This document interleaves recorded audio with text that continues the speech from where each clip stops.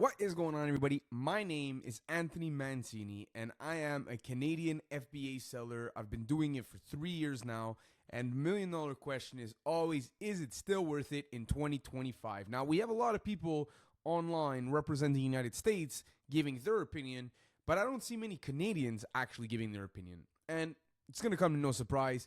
Amazon FBA is absolutely worth it for Canadians in 2025, but here, listen, it's not going to be easy, but it's worth it.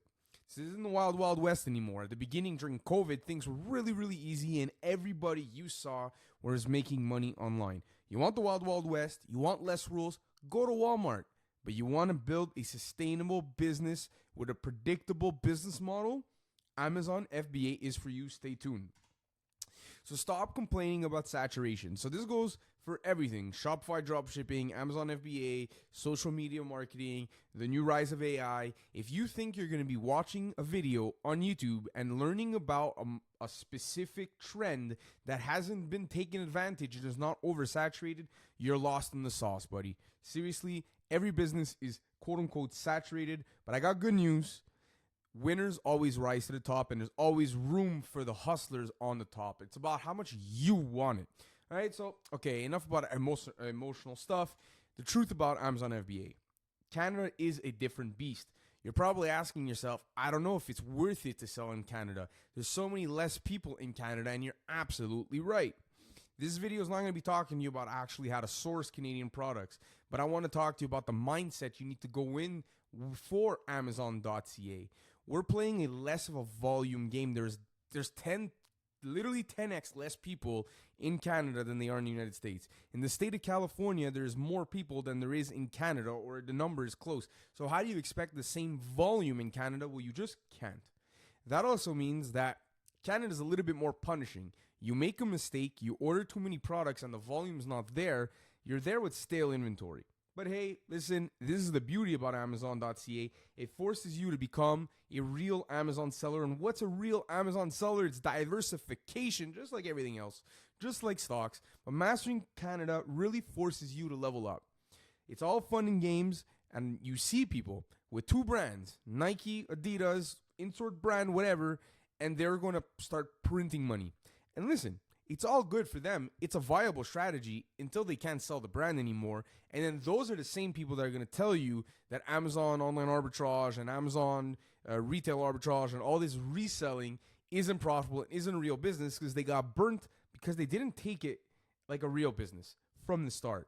You're going to have to diversify. You're going to have to find a lot of different products. Now, I don't know at what level you are watching this video. Hopefully you understand a little bit about what online arbitrage is, but you're going to need to find a lot of inventory, and to find a lot of inventory means that you need to put in the time.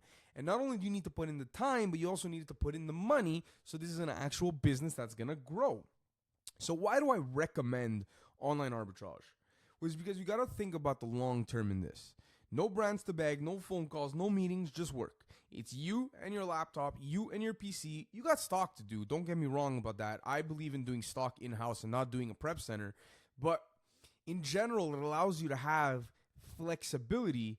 And I believe in the long term, flexibility is the thing that's going to give you freedom. Because right now you might be working in a 9-to-5 job, and that's totally fine. You can use that and leverage that to really build a successful and sustainable business. But in the long term, when you do like me and you're eventually going to be able to quit, well, now's the time to be flexible. I don't need to do anything I don't want to do every single day. I decide my hours. I decide what I want to do. I don't have phone calls to make or bosses to call or have to call brands and schedule meetings. I really dictate what my day does, and I think that's the secret to happiness, seriously. So what to expect? Your first sell is 30 to 60 days is absolutely realistic. Now, it's always going to come down to how much you're willing to work, how much you're willing to learn. And when learn, I mean actually apply, because you can watch YouTube videos all day and you're not actually going to get any realistic results. But if you, from day one, start applying and you can watch your YouTube videos, but actually source, actually buy the product, open up your Amazon account, 30 to 60 days, you're already going to get sales. That is a guarantee. If you don't, it's your fault. It's a skill issue, because there is no reason you shouldn't be making sales inside 30 to 60 days. It'll probably take you 2 to 3 weeks for you to get really things comfortable. But after that, the ball's rolling and you're having fun. So the biggest mindset shift shift, you need to spend money to grow. All right. This is a business. This is a business. This is a business. Say it 3 times. All right.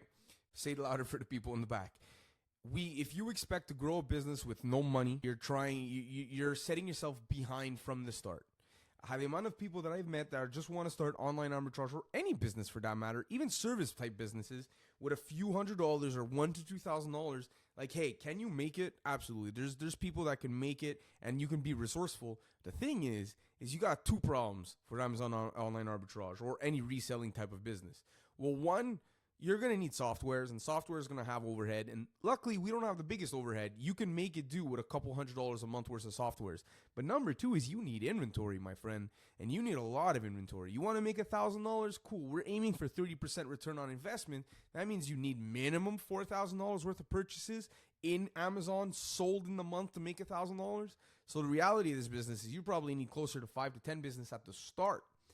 Right? At the start, you need 5 to 10,000, and that's going to grow and compound, but that's a real business. Real businesses have money, and real businesses generate money. So treat it like a real business from the start, and that mindset shift is really going to make a big difference. And before you get scared, like, listen, I don't know what to tell you. If you don't have $5,000, there's nothing wrong with that. Go and work, go save up money, and come back when you have $5,000. I don't even want you starting at $1,000 because you're setting yourself up behind. Go earn that money somewhere else. Go take out snow. Go ask your parents. I don't care how you're going to do it. Just get the money to grow. So quick credibility slide. Again, I told you at the beginning, I've been selling for 3 years, 1.5 years full-time doing this at my pace. I've sold over $800,000 in the past 12 months. I'm planning on hitting $1 million soon. Listen, I'm telling you, it's possible. It's not without hard work and it's not without money. But it's possible, and I can guarantee you, if you do this for 1 full year and you dedicate yourself to this, I'm not guaranteeing you're going to quit your job, but I'm guaranteeing you're going to have a business that is growing and getting you to the place where one day you can do this full time, have all the freedom that you want. If you want to train in the middle of the day, you can train in the middle of the day. You can be as healthy as you want, optimize your body, and also do a business that you love. All right?